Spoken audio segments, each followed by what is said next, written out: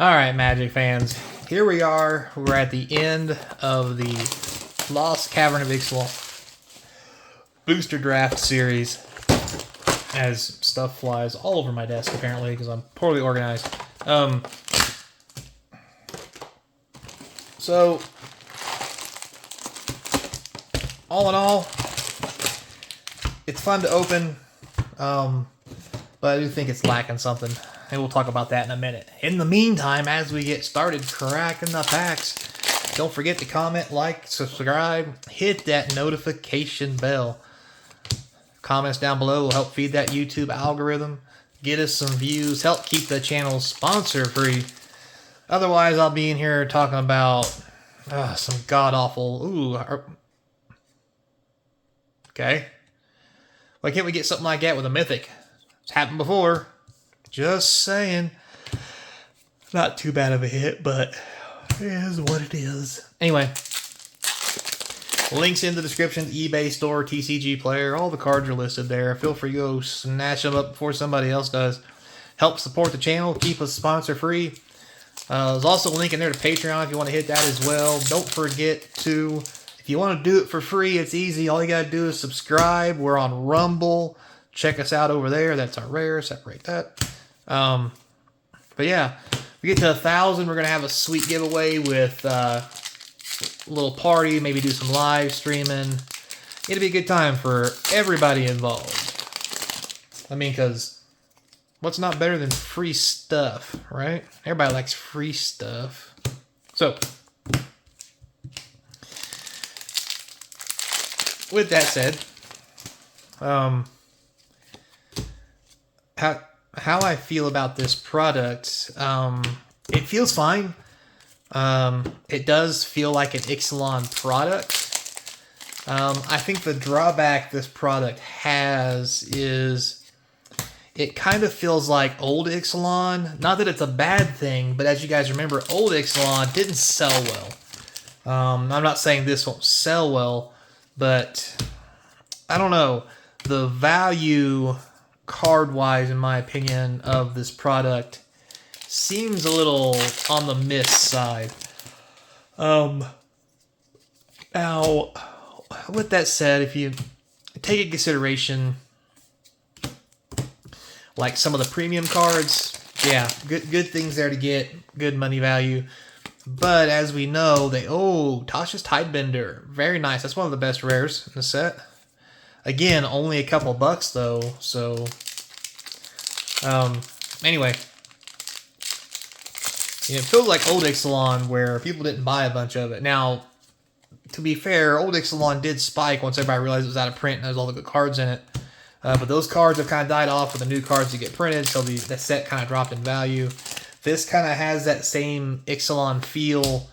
Ixalan was fun to play, but again, didn't sell well. Hey, a Spore Nexus. Very nice. Mythic number 1. So my first impression, at least on these draft boxes, that's my first fear. It doesn't feel like there's really any big hits per se.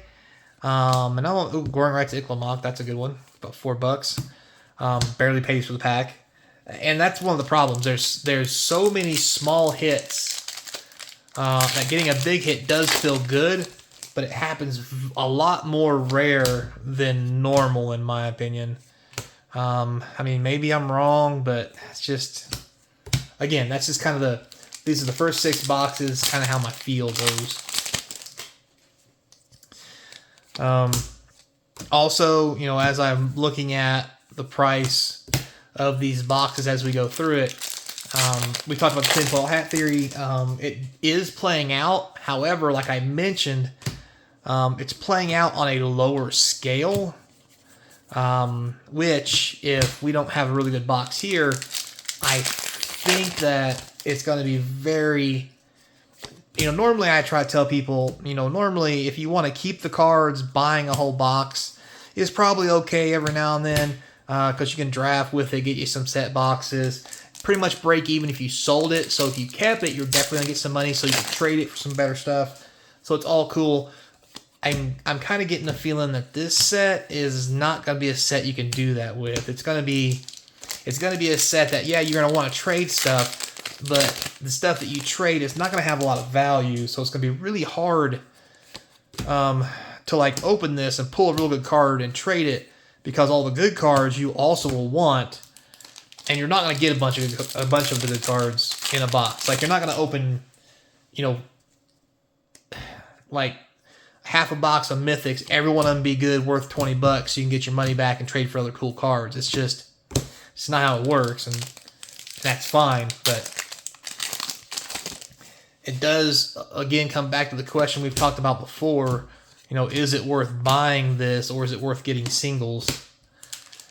And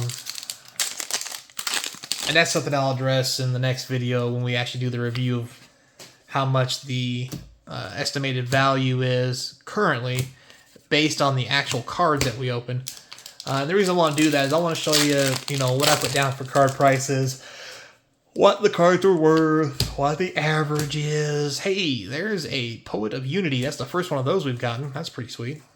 So anyway, yeah, I want to be able to show all that stuff to you guys, and give you the details like I always do, and then give you my real thought. Hey, a Dracosaur, very nice. You always gotta make dragons, so if you have a dinosaur set, you just make Dragosaurs, right? Dragon dinosaurs. That makes perfect sense. Why wouldn't you? So, yeah, it's this set, and maybe too, one of the things that makes this set feel weaker is we had a lot of premium sets just come out. You know, Lord of the Rings, Doctor Who, a second printing of Lord of the Rings. Like, we had a lot of premium sets come out, which kind of makes the cards in standard. Hey, there's Enigma Jewels, first one of those we've gotten out of 6 boxes. Jesus. It makes a lot of the sets that we open feel underpowered, because, I mean, we're cracking cards that go straight into Modern, which is a whole different power level than what we play in Standard. So it can kind of skew the perception of, you know, when you open a pack and you like, you know, it's a difference between opening a pack and getting a fetch land and opening a pack and getting one of these man lands. You're just kind of like, eh. But it's still good because it's a man land and it's playable in Standard, but, you know, once it's out of Standard, it's not as good, so it doesn't have as big an impact, so it doesn't feel as good to make those hits. It's really weird how we're hardwired. Especially, the Millennium Calendar foil. Look at that mythic. There we go. That's a good hit. Another rare. Very nice. So it does make it feel weird to open this stuff. So I kind of wonder, and tell me what you guys think. Should we have, or even just expect low power levels from standard sets that we know that if we buy boxes, we're just going to lose money? I mean, that's what a game piece market is, right? You spend a bunch of money and it's just gone. You don't get any of it back. And if that's what you want to do, I mean, I guess more power to you. But part of being a trading collectible card game, CCG, TCG, whatever, is, ooh, look at that Resplendent Angel. That is some good art. Very nice. Mythic number 6. I mean, if you want to be game pieces, do we assume this is no longer a collectible game, and then it just doesn't matter? And if that's the case, why should we open packs? Why not just buy the play sets at, you know, why don't we just spend $200 to get 4 of every play set if the cards have no value? You know, you want to be game pieces, that makes them game pieces, right? So weird situation we're in here in the market. And it's going to be rough, and I don't see it changing anytime soon, so not it's going to get real bad, but another Resplendent Angel, nice. Mythic number 7. It's not going to get real good either. So, all right, last pack. Notice this looks like another good box, especially Mythic-wise. So, Threefold Thunderhawk. Is this the first one of these we've pulled? I think it is. Wow. So 7 mythics. I believe 8 mythics is the record currently. So that's pretty good for a draft box, I'm not going to lie. So, all right. we have this. So far, we have not been impressed with what's come out of this. Let's hope we hit something big this time. I mean, it's the last one for the draft boxes. Okay. Lightning Greaves. That's cool. An uncommon, but cool. Yeah, fun to open. Yeah, I don't know. So let me go do some math, and we'll do a breakdown, and I'll show you the cards I pulled and what the values are, and let's have a discussion. Give me some time to take these 6 boxes in and let it sink in my brain. Get the noggin going. So until next time, be kind. Hope to see you crossing the game table. Later, player. God, I sort more cards. Jesus, my problem.